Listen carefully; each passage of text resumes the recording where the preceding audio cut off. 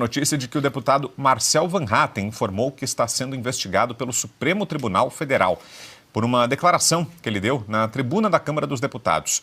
Ele disse que só ficou sabendo dessa investigação depois de ter sido intimado pela Polícia Federal para prestar depoimento no âmbito de um processo sigiloso no STF. De acordo com o parlamentar, a investigação foi instaurada após um discurso dele no dia 14 de agosto contra o delegado Fábio Schor, em que ele o chamou de abusador de autoridade.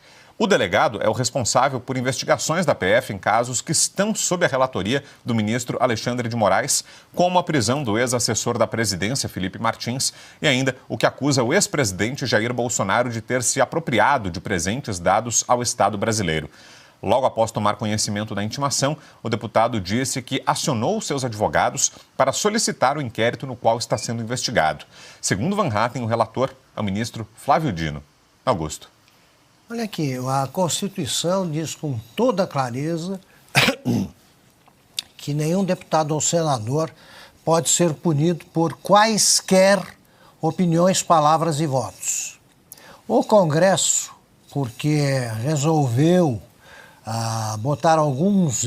estabelecer alguns limites para a ação do Supremo, está sendo acusado aí de não respeitar a separação dos poderes.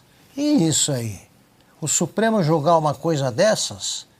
Porque os delegados de Polícia Federal a serviço do Alexandre de Moraes, eles fazem isso todos os dias. Abusam da autoridade. Eu repito isso que disse o deputado Marcel Van Hatten. Agora, o cara vai querer que o Supremo julgue um deputado por isso. Ele não conhece a Constituição, ele não sabe.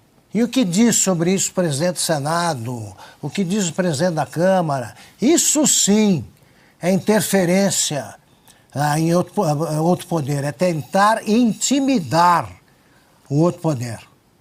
O que está fazendo o Supremo se embarcar nessa aí desse delegado. E, Ana, ontem mesmo trouxemos aqui a notícia de que os ministros do Supremo estariam ameaçando deputados que foram favoráveis ao pacote de medidas aprovadas semana passada na Câmara, conversaram reservadamente com veículos de imprensa, dando o recado de que aqueles parlamentares que apoiaram essa pauta poderiam estar sujeitos a investigações da Suprema Corte. O deputado Marcel Van Hatten foi uma das vozes que se levantou, contra os abusos do Supremo Tribunal Federal, foi voz importante na aprovação dessa matéria, por exemplo, e agora está aí na lista também, Ana? Então, Vitor, eu vou voltar no disco arranhado da extinção do foro por prerrogativa de função. Isso tem que acabar, porque com foro por prerrogativa de função, o Supremo simplesmente abusa do poder que não tem, no sentido de abrir inquéritos de ofício, intimar, prestar depoimento na Polícia Federal, porque todos os parlamentares eles estão sob a jurisdição institucional ali, constitucional, no campo jurídico, debaixo da sombrinha do Supremo Tribunal Federal. Não custa lembrarmos que um projeto de lei para acabar com o foro por prerrogativa de função já passou no Senado e está agora lá no fundo da gaveta da Câmara, atualmente, sob o comando do presidente Arthur Lira.